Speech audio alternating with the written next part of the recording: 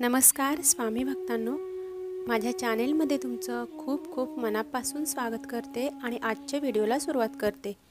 तर आजचा व्हिडिओ अतिशय महत्त्वपूर्ण आहे आणि स्वामी आपल्यासोबत असतात आणि ते आपल्याला कशा पद्धतीने कोणत्याही छोट्या मोठ्या संकटातून बाहेर काढतात याचं उत्तम उदाहरण म्हणजे हा आजचा व्हिडिओ। आणि आजचा व्हिडिओ तुम्ही शेवटपर्यंत पहा आणि जर तुम्हाला आवडला असेल तर व्हिडिओ लाईक करा, जास्तीत जास्त लोकांपर्यंत शेअर करा आणि चॅनेलवरती जर नवीन असाल तर चॅनेलला सबस्क्राईब करायला विसरू नका, जेणेकरून या व्हिडिओच्या माध्यमातून आपली स्वामींवरची श्रद्धा अतूट होईल आणि त्याचप्रमाणे त्यांच्यावरचा जो विश्वास आहे तो कधीही डळमळणार नाही। कारण बऱ्याच लोकांचा असा प्रश्न असतो की आम्ही इतकी स्वामी सेवा करतो पण स्वामींनी आम्हाला कधीही चमत्कार दाखवलेला नाही आहे। प्रत्येकाचे आम्ही अनुभव ऐकत असतो पण आमच्यासोबत असं काही घडत नाही, खरंच स्वामी आहेत का असा प्रश्नचिन्ह त्यांच्या मनामध्ये निर्माण होतो। त्यासाठीच मी हा खास व्हिडिओ तुमच्यासाठी शेअर केलेला आहे आणि हा माझा स्वतःचा अनुभव आहे आणि आत्ता रिसेंटलीच हा अनुभव मला मिळालेला आहे स्वामींचा। तर स्वामींनी असे बरेच चमत्कार केलेले आहेत माझ्या आयुष्यामध्ये खरं तर त्यामधला हा एक छोटासा अनुभव मी तुमच्यासोबत शेअर करते।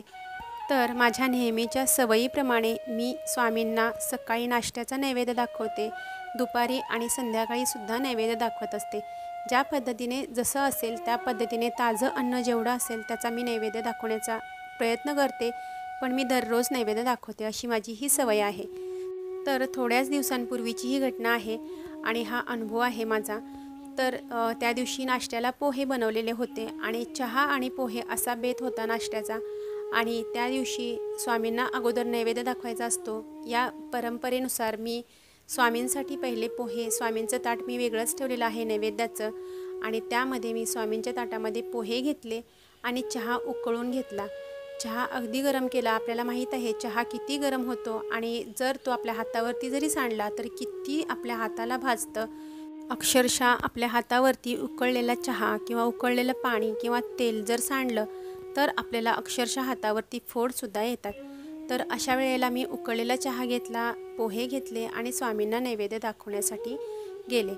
तर नैवेद्यासाठी मी उकळलेला चहा पेल्यामध्ये घेतलेला होता, पोहे घेतलेले होते गरम गरम बनवून आणि त्याचबरोबर पेल्यामध्ये दुसऱ्या एका पेल्यामध्ये पाणी घेतलेलं होतं नैवेद्य दाखवण्यासाठी।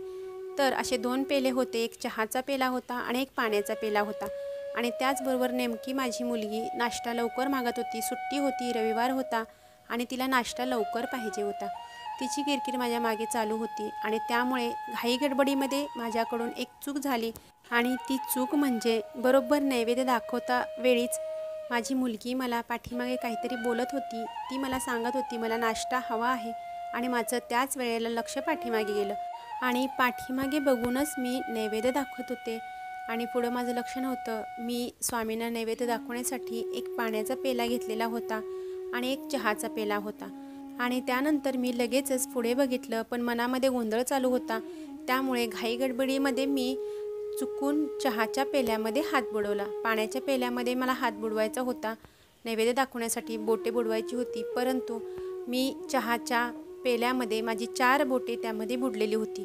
इतका उकळलेला चहा होता, इतका गरम चहा होता, अक्षरशः मी उकळून तो चहा वतलेला होता आणि त्यानंतर मी लगेचच नैवेद्य दाखवायला घेतलेला होता आणि त्याचबरोबर असं झालं की माझी 4ही बोटे त्या चहामध्ये गेली, परंतु माझ्या हाताला अजिबात भाजलं नाही आणि 1 मिनिटभर तरी मी शांत होते। मी म्हटलं असं काय झालं की माझी बोटे का नाही भाजली, एवढा उकळलेला चहा असतानासुद्धा मी त्यामध्ये बोटे बुडवलेली असतानासुद्धा जर मला भाजलं नसेल तर हा चमत्कार आपल्या स्वामींचाच आहे हे सुद्धा मला लगेचच कळलं।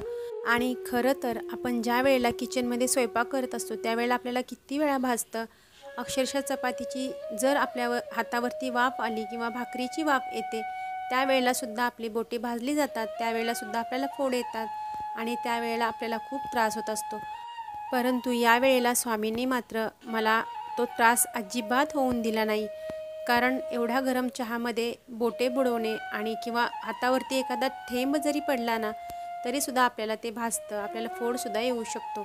पण त्यावेळेला मात्र एवढा उकळलेल्या चहामध्ये मी बोटे बुडवली असताना तरीसुद्धा मला किंचितही भाजलं नाही किंवा त्याचा भासही झाला नाही की मला काहीतरी भाजतंय किंवा गरम काहीतरी आपल्या त्वचेला लागते असंही मला भास झाला नाही. स्वामींनी ती झळ माझ्यापर्यंत येऊसुद्धा दिली नाही. तर यामधून आपल्याला एक अशी गोष्ट लक्षात ठेवायची आहे की स्वामी आहेत आणि आपलं जर काहीतरी आपण चांगलं काम करत असेल तर स्वामी आपल्याबरोबर असतात, ते आपल्याला साथ देत असतात. हे या सत्य अनुभवावरून आपल्याला समजते आणि आपल्याला हे लक्षात ठेवायला हवं की आपण प्रत्येक दिवशी जे काही घरामध्ये बनवले जाते ताजे अन्न ते आपल्या देवाला आपण अर्पण केले पाहिजे.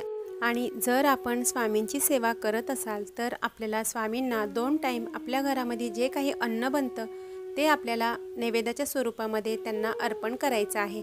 आणि ज्या वेळेला तो स्वयंपाकसुद्धा अतिशय उत्कृष्ट होतो, ज्या वेळेला आपण नैवेद्य दाखवणार असतो त्या दिवशीचा स्वयंपाक बघा तुम्ही अतिशय सुंदर आणि रुचकरसुद्धा बनतो.